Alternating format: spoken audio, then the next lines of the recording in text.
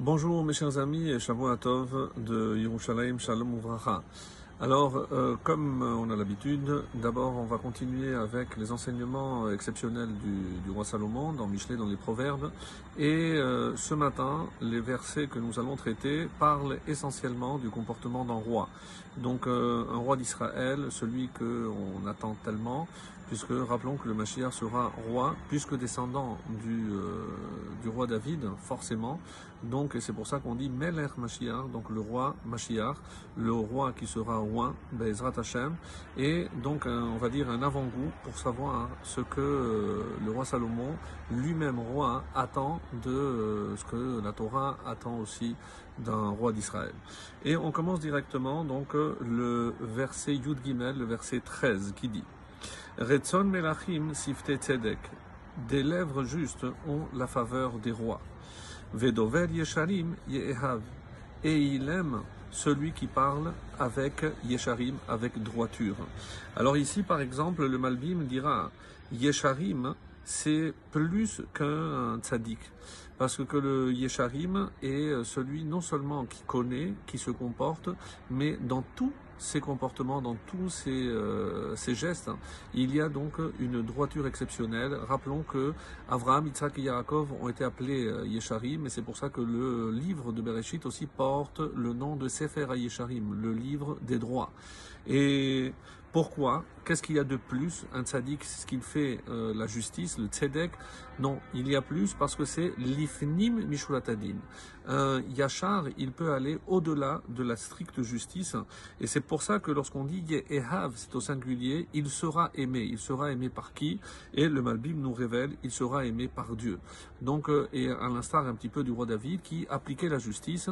Donc si c'est le pauvre qui devait évidemment payer, donc il obligeait le pauvre à payer. Mais une fois que le jugement était terminé, il sortait lui-même de sa poche et il donnait aux pauvres pour qu'il rembourse avec le riche. Donc la justice est une chose, mais au-delà de la justice, c'est ce que le roi David faisait. Et évidemment, son fils qui a vu ces exemples peut être à même de nous en parler. Yud Dalet 14. Chamat Melech Malachei Mavet. La fureur du roi, ce sont des messagers Mavet, de mort. Ve'ish Chacham Yechaperena. Mais un homme sage, Yechaperena, peut couvrir, peut apaiser. Alors ici, par exemple, le Rib nous dit un roi en colère, c'est qui ce roi en colère? On dit aussi que ça peut être le Malach Hamavet, qui est aussi un émissaire d'Hachem. Et un homme sage arrive à calmer le roi. Donc évidemment, même lorsque le roi a raison et qu'il a le pouvoir de vie ou de mort sur quelqu'un, comme le Malach Hamavet, on a dit, eh ben c'est quelque part, donc il faudra un conseiller, et c'est le rôle joué souvent, soit par des conseillers, soit par des prophètes, pour calmer au moment de la furie, de la fureur d'un roi, pour être capable de l'apaiser. Le Gaon de Vilna nous dit, Charon Hashem lo ya'ir kol chamato. Pourquoi? Parce qu'on espère que ici le roi, c'est Hachem, lorsqu'il se met en colère. Pourquoi? Biglal hacham.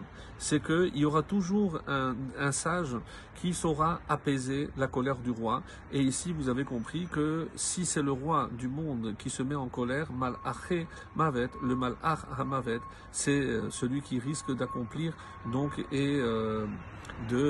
d'accomplir la volonté d'Hachem et de frapper de mort celui pour qui Akadosh Baruch Hu, celui qui a été la cause de sa colère. Donc ça c'est par rapport donc à l'explication du Gaon de Vilna. Et on arrive au verset 15, Tet Vav. Beor pene melech chayim urtsono ke'av malkosh. Beor pene melech chayim.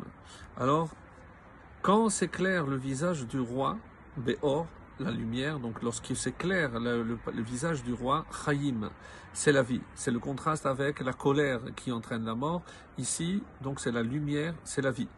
Urotsono ke'av malkosh, et sa faveur comme un nuage de pluie, malkosh tardif, c'est-à-dire printanière. Donc on sait très bien que à la fin de la saison des pluies, lorsque ces dernières pluies, donc elles sont très bénéfiques pour la récolte, et donc on voit bien ici donc que la vie par rapport à cette pluie qui apporte, qui est l'élément vital, l'élément de vie de l'eau. Rachid nous dit Et à quoi ça fait allusion? Il y a Er Panav Elecha. Lorsque dans Birkat Kohanim, on souhaite aussi que Hachem éclaire sa face vers nous et vers toi. Et pourquoi? Pour te concéder la vie. Le Gaon de Vilna nous dit Chaim le'amo c'est comme ça que Hachem, lorsqu'il voit, donc il éclaire son peuple, c'est comme ça qu'il apporte la vie. Et il explique qu'est-ce que c'est la lumière. Il y a la lumière intérieure chez la Pnimiyut, c'est la Torah, et la Tefila. La Tefila, c'est sa volonté. Donc qu'est-ce que Hachem attend? C'est que le peuple juif soit à même de respecter la Torah, qui est la volonté intérieure d'Akadosh Baruch Hu, et la Tefila, c'est la volonté, c'est le travail du cœur.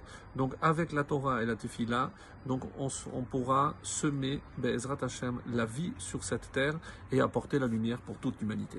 Excellente journée à tous et Shavua Tov.